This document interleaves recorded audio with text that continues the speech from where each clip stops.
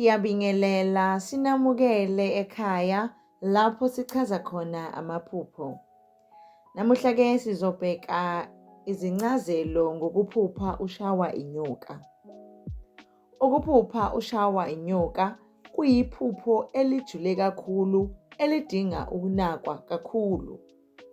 Leli phupho lingasho ukuthi kukhona umuntu ozama ukulimaza noma ukuphazamisa impilo yakho. Kungaba ngezinhloso ezimbi, ukuzonda noma amandla obumnyama.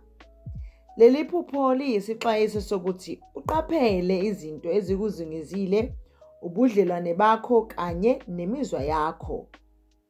Ukushawa inyoka ephusheni kungabonisa ukuhlaselwa okukhulu.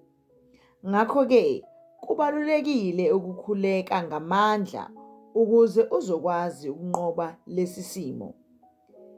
Siyabonga, nisale kahle.